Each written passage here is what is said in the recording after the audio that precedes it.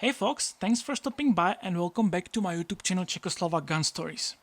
My name is Kuba and this is the third episode on our beloved VZ61 Škorpion.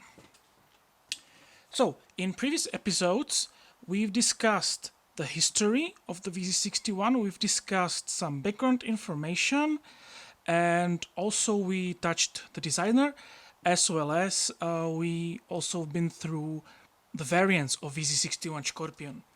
All was sourced from this book from Modification, which is obviously written in Czech, and it's full of pictures and very interesting information, both technical and non-technical, on the VZ61. So without this book, I wouldn't be able to give you that much information.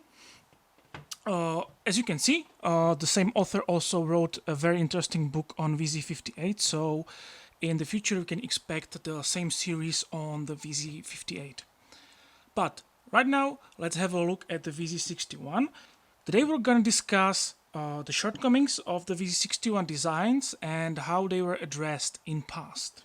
Here I would like to make two disclaimers. Disclaimer number one, every gun is actually a sort of a compromise or subject of some compromise to some extent. So you've got guns that are easy to carry around, but they don't have that much capacity. They are not all that comfortable or accurate to shoot compared to, let's say, full-size all-steel double-stack competition firearm, which once again is very accurate, very easy to shoot, but it's not really a gun that you would carry around because it's heavy and bulky and so on. And well, VZ61 is actually kind of this compromise, right? It's a very compact, I would even say subcompact submachine gun that can be carried in the belt holster. However, there are some things that had to be sacrificed so that it is actually small enough and thin enough to be carried around in a holster like this. So let's have a look at those. Another disclaimer, by the way, all the things I'll discuss here today are actually based on my own experience with the gun. However, since more shooters address these issues in their videos, or we discuss it on the range with other VZ61 owners, I believe I'm not the only one who's suffering from some of the shortcomings of the design. So let's have a look at it. So problem number one is the pistol grip. As you can see, the pistol grip is very perpendicular to the frame of the firearm, and that's because there is the rate reducer inside. There's a tube inside the pistol grip, so it was not really easy to make it angled any more than it is. There was one prototype called XCZ 868 by the designer Vítězslav Guriča, who actually addressed this issue, and he managed to angle the pistol grip like 18 degrees, which was probably the maximum. But if you have a look at the picture of the firearm, I'm sure you can agree with me that it must have been much easier for the shooter to shoot it, especially like a pistol, because of the angled grip. So that's one issue I have with the VZ61. The second issue are the charging knobs. By the way, this gun is very safe. As you can see, I've got the chamber flag sort of inside. So the charging knobs, they are very flat, and they are not easy to manipulate, especially if you have like wet hands or greasy, muddy, bloody hands, whatever. But they are there for the reason. The reason is that they are very anti-snag, so you can easily holster the gun, draw the gun from the original holster. But as I said, it's sometimes not all that easy to use them, especially when you have the extended stock like I do here. So there were actually a couple of ways to address this issue done in the past.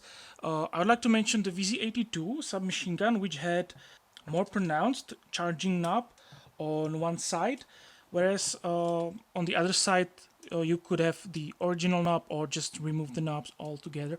However, there's still the problem that it makes it a little more complicated to wear the gun in the holster. However, this is actually a preferred option on the Czech market these days because many aftermarket companies will sell you an extended charging knobs, so the people use them, especially when they have the stock open, and they'll just use it one-handed, which, as you can see in my case, I can't do that all that well. Also, what I wanted to mention regarding the charging knobs, the XCZ868, which we already discussed, had one oversized charging knob, but that charging knob was also not a part of the bolt, so it was not reciprocating, which makes probably the gun even better, because when you have the magazine inside, then instinctively you are trying to move your thumb up, and then when you shoot the firearm, that it will pinch you. So if the charging knobs wouldn't be reciprocating, the grip would be much more comfortable. So that's one thing that was addressed there. I, however, addressed this problem in my own way. As you know, probably the VZ61 has a bolt hole open device inside. However, it has no bolt release. And also I made one. It's not all that complicated. You will just need to remove the original bolt hole open device and weld a piece of metal on it, and well, there you go. You have your bolt release, just like you are used to on your AR-15, and it's actually on a very good spot. So once you remove the magazine, stick a fresh one in, you can hit it right away with your thumb, and then it doesn't go into your way, so it's very easy to use. So the issue number 3 are the sights. As you probably noticed, VZ61 has a simple U-notch sights. There are actually two, 75 and 150 meters, and a simple post. Well, that's not a problem all that much when you use a normal size stock, but with or if you shoot it like a pistol.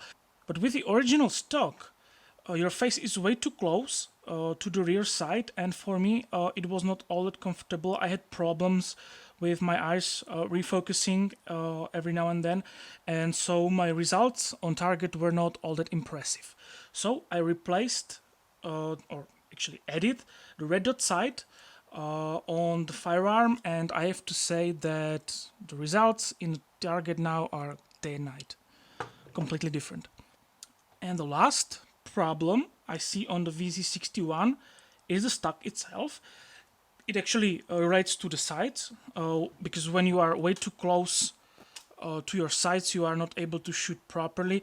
If it was a peep sight, maybe it would be better, but with the original stock, I was very close to the sights and I was not able to shoot it comfortably.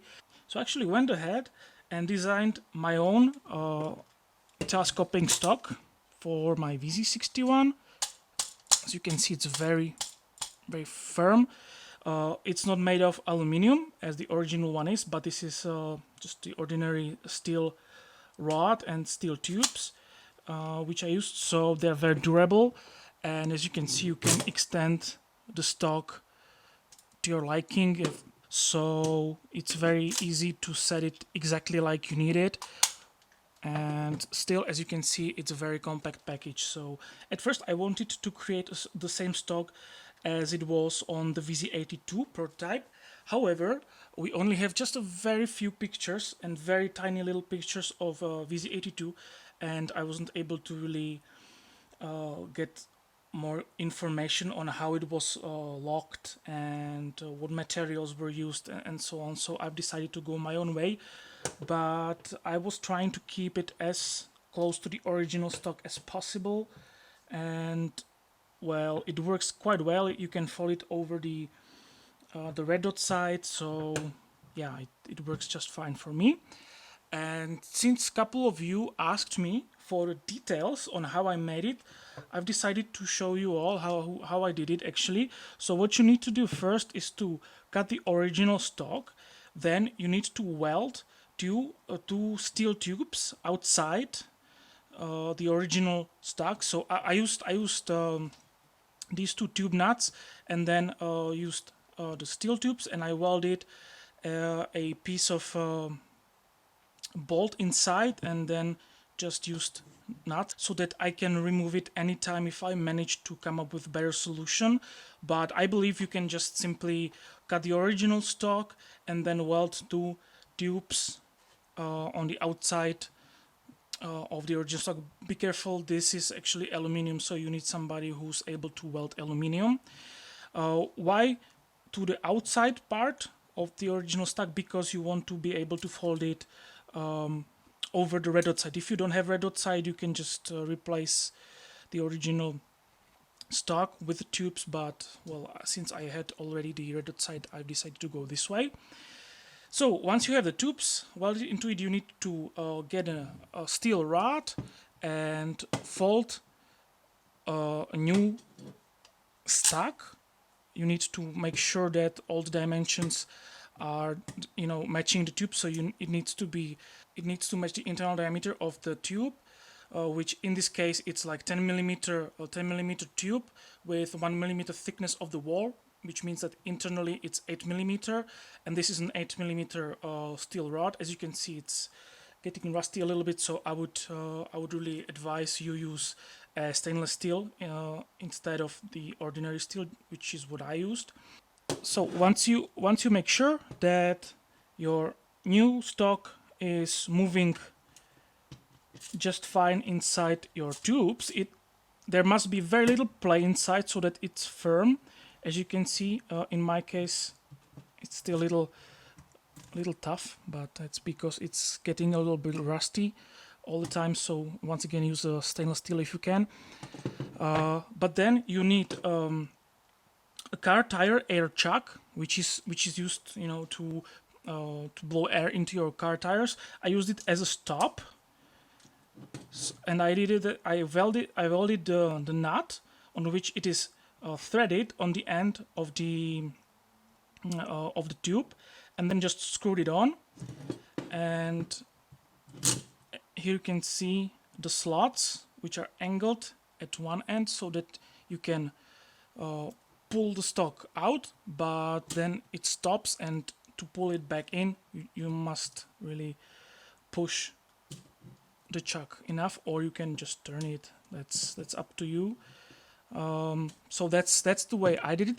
Also, to avoid the stock turning, I cut the slot over here with a Dremel tool, and then I just drilled and tapped the rod that rides inside so that it just doesn't turn at all, or just slightly. However, I think that you would be able to achieve the same if you just welded a piece of let's say piece of rod or whatever over here, so that you just